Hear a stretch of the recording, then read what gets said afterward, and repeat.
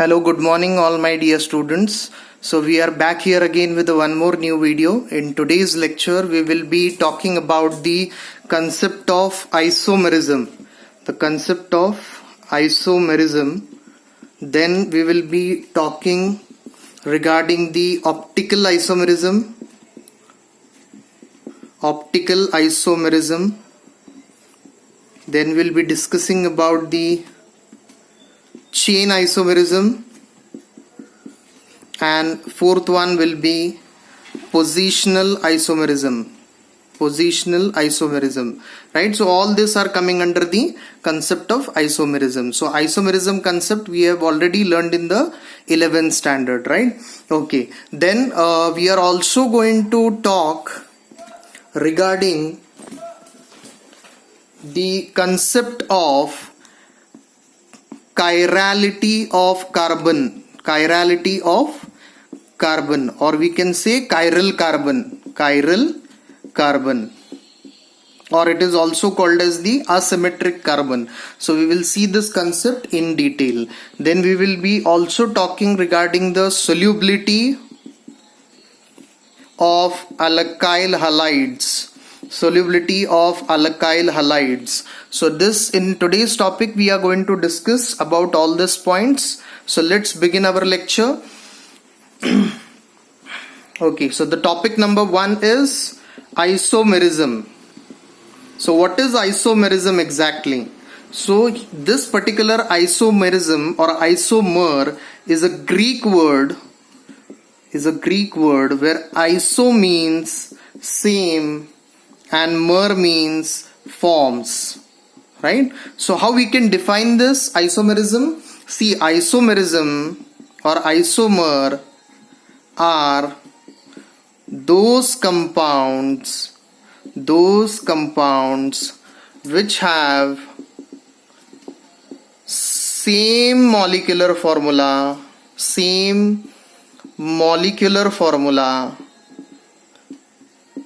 but different structural formula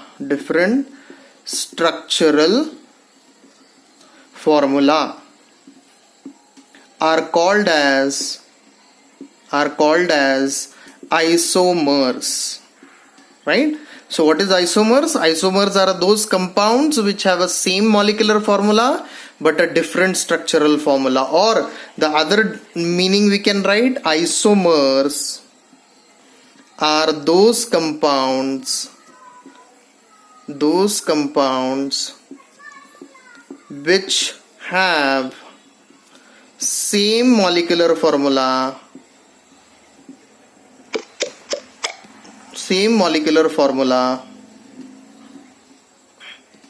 but they differ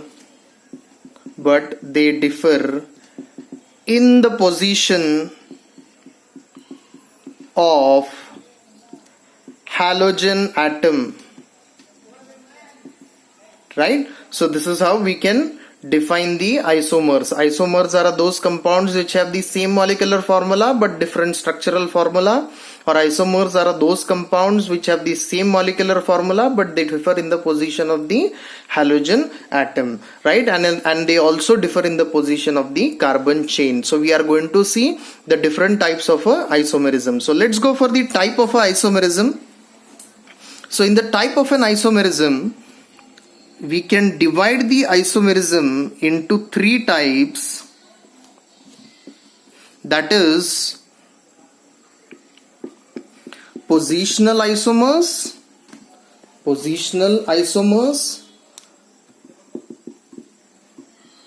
then chain isomers,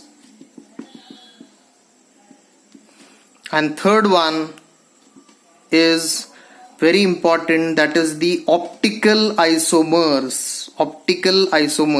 So last year, my dear students, we had already learned about the positional isomer and the chain isomer, right, in the 11th standard. But this particular concept is a new concept, that is the optical isomerism.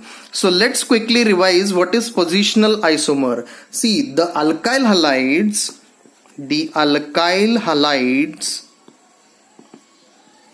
with 3 or more carbon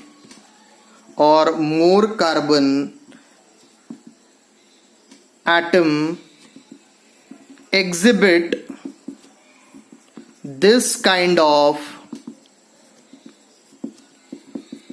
isomerism, right? So you have to remember the alkyl halides with a 3 or more carbon atom exhibit this kind of isomerism.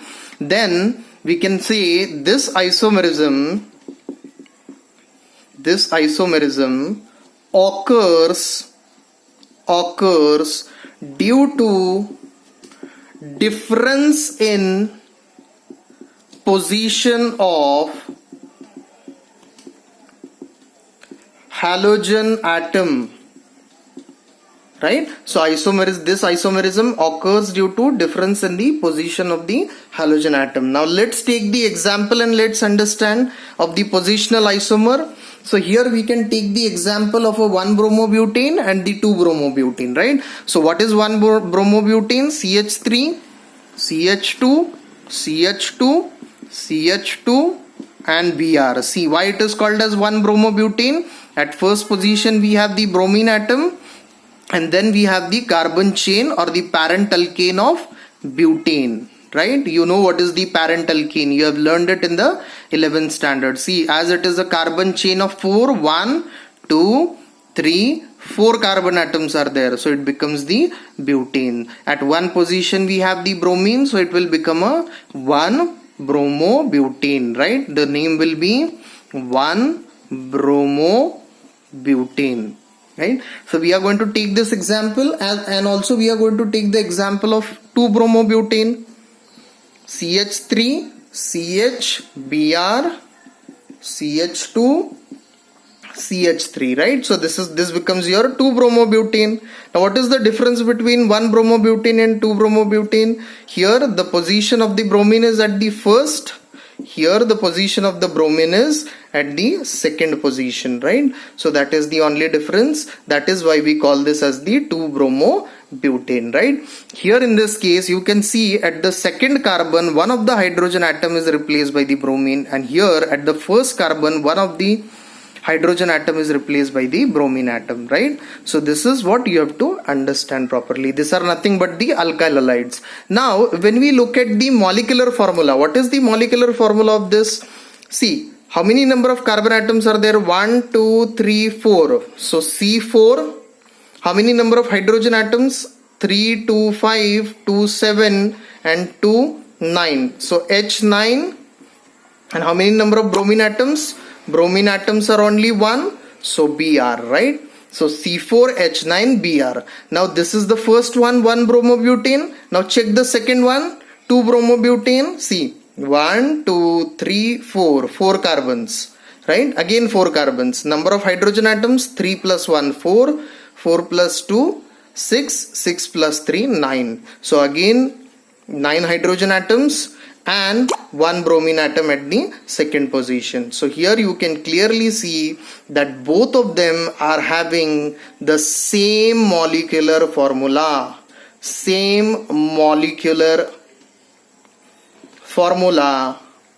But the structure is different, right? Both are having a different structure. Both are having the different structure but are having the same molecular formula. And what is the difference? The difference is in the position of the halogen atom. Here the position is first, here the position is second, right? So I hope, my dear students, you have understood the positional isomer. Okay, now let's go quickly for the chain isomer.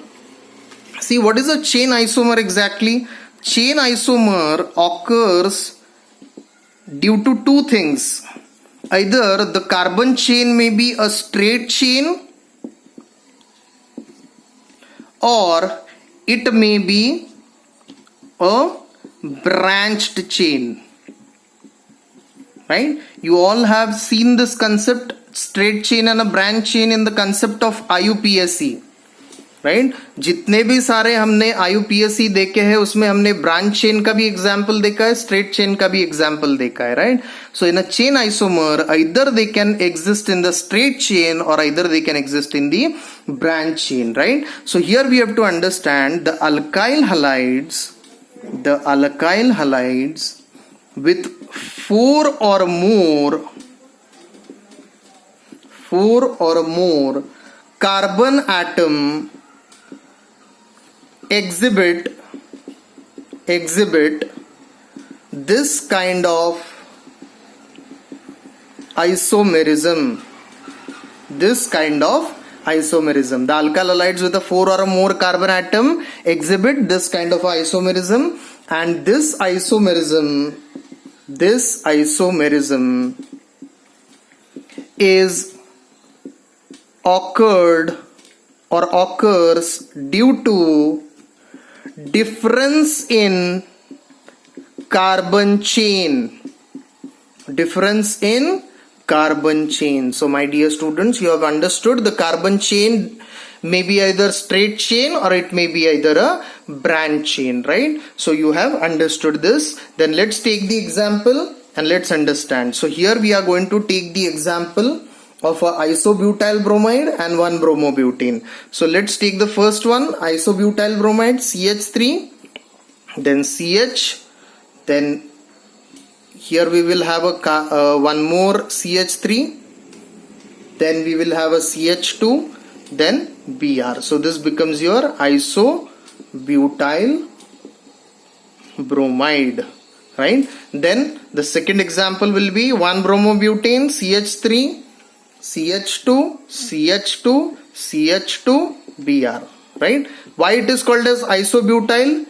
Because at the second position we have the methyl group. This methyl group is there at the second position, right? So it is called as the iso. Whenever the methyl group will be there at the second position, it will be called as the iso, right? We have learned this in the 11th standard in the IUPAC nomenclature, right? Then butyl bromide, right? Bromide is at the first position. Then this becomes the 1-bromobutane. I had already explained you about the 1-bromobutane in the last example, right? Now here you can see the molecular formula. Let's count again. 1, 2, 3 and 4 carbon. So again C4, 3, 2, 5 and 3, 8 and 1, 9. So again H9 and 1 bromine, right? Then let's take the next example. See, 3, 2, 5, 2, 7, 2, 9. So 9 hydrogens, 1, 2, 3, 4 carbons, C4, H9 and 1 bromine atom, right? So it becomes your C4H9Br, 1-bromobutane, and C4H9Br, that is the isobutyl bromide. See, both the structures are different. Again, here you can see the molecular formula. The molecular formula in both the cases is same. But what is the difference? The difference is the structure. I hope that you have understood this particular concept.